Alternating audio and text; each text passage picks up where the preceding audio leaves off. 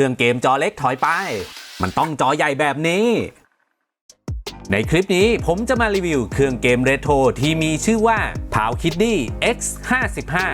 จอใหญ่เต็มตาเล่น PlayStation 1 ได้แบบลื่นๆและยังสามารถเล่นเครื่อง Dreamcast PSP Nintendo DS ได้ด้วยบอกได้เลยว่าเป็นตัวที่คุ้มที่สุดตัวหนึ่งในตอนนี้เลย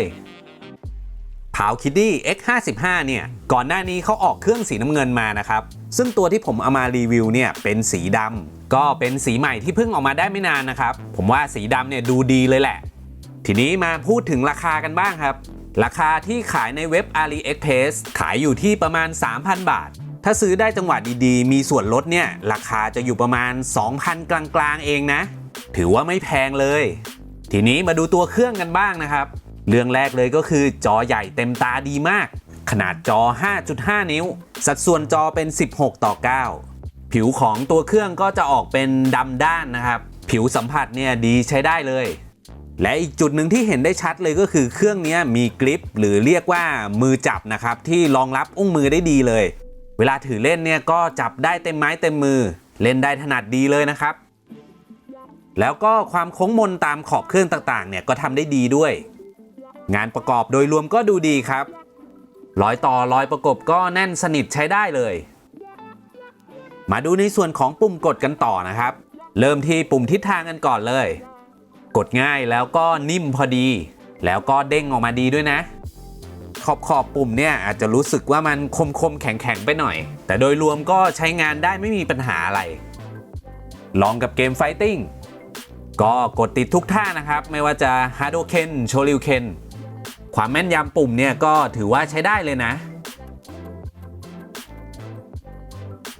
มาดูปุ่ม ABXY กันบ้างจากที่ลองนะครับก็กดง่ายนิ่มแล้วก็เด้งออกมาดีด้วยกดรัวๆได้มันมือเลย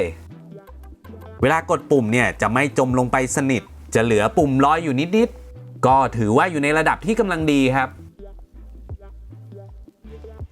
ปุ่มอนาล็อกจะมี2ข้างนะครับโดยที่อนาล็อกทางซ้ายเนี่ยจะอยู่ทางด้านบนของปุ่มทิศทางนะส่วนด้านขวาจะอยู่ด้านล่างตามปกติอนาล็อกจะเป็นแบบ Nintendo Switch แต่เขาจะออกแบบให้จมลงไปค่อนข้างเยอะก็เพื่อความสะดวกตอนพกพานะครับเนี่ยครับโผล่มานิดเดียวเองแต่ก็ใช้งานได้ดีเลยอนาล็อกก็จะเหมาะกับการบังคับเกมแบบ 3D นะอันนี้ผมลองกับเกม Sonic ของเครื่อง Dreamcast เนี่ยครับบังคับได้ดีไม่มีปัญหา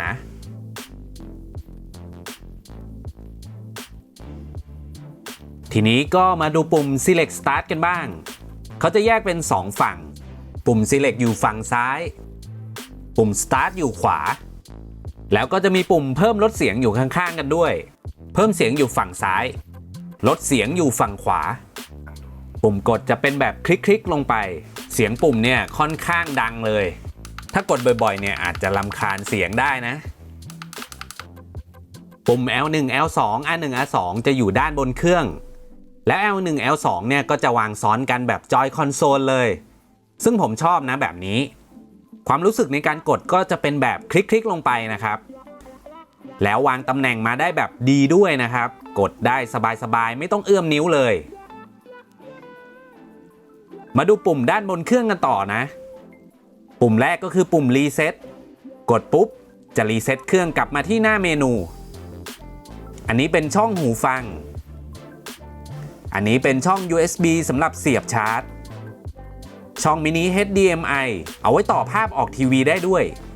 และช่อง USB-C สำหรับต่อจอยเพิ่มเอาไว้เล่นเกม2จอยได้ด้วยนะแล้วก็ปุ่ม Power ปิดเปิดเครื่องซึ่งถ้าเรากดเบาๆ1ทีเนี่ยจะเป็นการสลีปเครื่องกดอีก1ทีจะเป็นการเวกอัพสะดวกดีนะครับส่วนด้านหลังก็จะมีส่วนกริปหรือส่วนมือจับนูนขึ้นมาทั้ง2ข้างนะครับแต่โดยรวมก็จะเรียบๆนะมีโลโก้ Powkiddy ตรงกลางให้ดูส่วนมือจับอีกทีนะเนี่ยเวลาถือนิ้วเราจะกำตรงนี้ไว้พอดีเลยถือถนัดเลยส่วนด้านล่างของตัวเครื่องเนี่ยจะมีช่องลำโพงทั้งซ้ายและขวาเสียงดีด้วยนะและมีช่อง micro SD card ฝั่งซ้ายจะเป็นตัวเก็บข้อมูลของระบบเครื่องนะครับ ฝั่งขวาก็จะเป็นเมมเอาไว้เก็บตัวเกมก็จะแยกกันทั้ง2อันนะคราวนี้เรามาเทียบขนาดกับ MIUI Mini Plus กันบ้าง PowKiddy X55 เนี่ยจอใหญ่เต็มตามากส่วน MIUI Mini Plus เนี่ยก็ดูจิ๋วไปเลยเทียบขนาดกับ Redtoy Pocket 3 Plus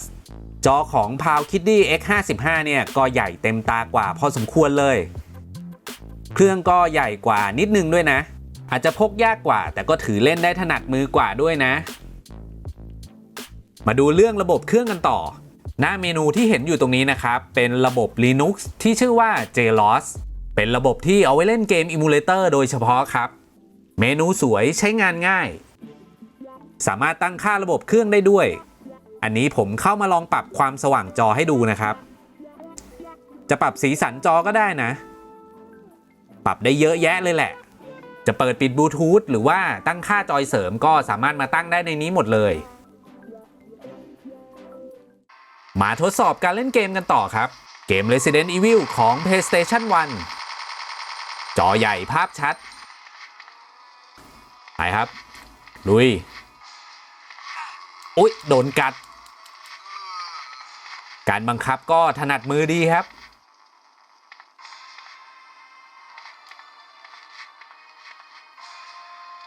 ก็เล่นได้ลื่นๆนะครับสำหรับเกม PlayStation 1 มาต่อกันที่เกม Buddy Law 2 จาก PlayStation 1 ที่เอาเกมนี้มาเทสบ่อยๆนะครับเพราะว่าเป็นเกม Play 1 ที่ค่อนข้างกินสเปคนะแต่สำหรับเครื่องรุ่นนี้นะครับก็จะเล่นเกมนี้ได้ลื่นอยู่แล้วนะครับแล้วภาพที่เห็นเนี่ยเป็นสัดส่วน 4:3 ทำให้ภาพเกมเนี่ยไม่เต็มจอนะผมก็เลยจะมาบอกวิธีปรับภาพให้เป็นสัดส่วน 16:9 นะครับที่หน้าเมนูเลือกเกมกดปุ่ม Select จะมีเมนู Option ขึ้นมาครับให้เราเลือกไปที่ Advanced System Option กดเข้าไปให้เราเปลี่ยนตรง Emulator เป็น Dark Station SA เสร็จแล้วก็กลับไปเข้าเกมอีกครั้งหนึ่งครับตอนนี้ภาพเกมยังเป็นสัดส่วน 4:3 อยู่นะครับทีนี้ก็ให้เรากดปุ่ม Select แล้วก็ปุ่ม Y พร้อมกันนี่ครับภาพเป็น 16:9 เราจะเห็นฉากกว้างขึ้นโดยที่ภาพไม่ยืดเลยจะใช้งานได้ดีกับเกมที่ภาพเป็น 3D นะเนี่ยคราวนี้ก็เล่นได้แบบเต็มจอแล้วเยี่ยมไปเลยด้วยสเปคของเครื่อง PowKiddy X55 เนี่ยเล่นเกม PlayStation 1 ได้ลื่นทุกเกมอยู่แล้วนะและถ้ายิ่งเป็นเกมเก่า8บิต16บิตพวก Game Boy Famicom Game Boy Advance Super Famicom อย่างเงี้ยเล่นได้ลื่นๆอยู่แล้วทีนี้สิ่งที่น่าสนใจของเครื่องนี้ก็คือสามารถดันขึ้นไปเล่นได้ถึงเครื่อง PSP เลยกับเกมที่ผมลองอยู่ตอนนี้ก็คือเกม Mega Man X เกมนี้ผมตั้งค่า Up Scale 2 เท่านะก็ยังลื่นอยู่เลยแล้วสัดส่วนภาพของเกม PSP เนี่ยก็เต็มจอด้วยนะคือภาพดูดีมากคมกริบแล้วก็เล่นได้ลื่นไหลด้วยนะครับมาต่อกันที่เกม Gundam Next Plus ปรับภาพ Up Scale ไว้ที่ 2 เท่าภาพนี่คมกริบเลยนี่ยังพลิ้วเล่นได้ลื่นๆเลยนะครับเกมนี้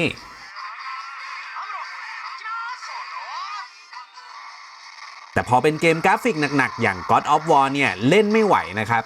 ทั้งกระตุกทั้งหน่วงก็จะเห็นแล้วนะครับว่าเกม PSP เนี่ยเล่นไม่ได้ทุกเกมนะครับส่วนเกมไหนที่เล่นได้นะครับก็ถือว่าเป็นของแถมสำหรับเครื่องนี้ละกันแล้วก็เล่นเกมจากเครื่อง Nintendo DS ได้ด้วยนะคือเกมมันมี2จอนะเราสามารถกดปรับหน้าจอได้ด้วยจะโชว์เฉพาะจอบนหรือจอล่างก็ได้หรือจะสลับไปสลับมาก็ได้เหมือนกันมาลองเกม Super Mario กันอันนี้ผมตั้งให้โชว์เฉพาะจอเดียวนะครับจะได้ภาพจอใหญ่ๆแบบนี้เลยมาริโอตัวบิ๊กเบิ้มเล่นได้ลื่นๆเลยครับอะไรก็ขวางโอไม่ได้แล้วตอนนี้เกมของเครื่อง DS เนี่ยก็จะมีระบบทัชสกรีนด้วยนะครับพอมาเล่นบนเครื่องนี้ก็จะใช้อนาล็อกทางด้านขวานะครับเป็นตัวบังคับปากกาพอจะจิ้มลงไปเราก็กดอนาล็อก1ทีเนี่ยครับใช้แทนทัชสกรีนจริงๆได้อยู่นะมันไม่ได้สะดวกนะครับแต่มันก็พอใช้แก้ขัดให้เกมมันพอเล่นได้นะครับมาลองเกม DS กันอีกเกมครับเกม Castlevania Dawn of Sorrow เป็นเกมที่ภาพสวยแล้วก็เล่นได้ลื่นไหลดีเลยครับอาจจะมีบางเกมที่ใช้ทัชสกรีนเยอะหน่อยเนี่ยก็คงจะไม่เหมาะเอามาเล่นบนเครื่องนี้นะครับและเท่าที่ได้ลองหลายๆเกมของ DS นะครับก็เล่นบนเครื่องนี้ได้แบบลื่นๆเลยนะครับมาลองเกมจากเครื่อง Dreamcast กันบ้างเกม Sonic Adventure กราฟิกเป็นแบบ 3D เกมเพลย์ความเร็วสูงเนี่ยครับเล่นได้ลื่นไหลเลยแล้วเกมนี้ก็ใช้อนาล็อกในการบังคับได้ด้วยโอ้ยโดนยิงนี่แน่ตัวแตกไปเลย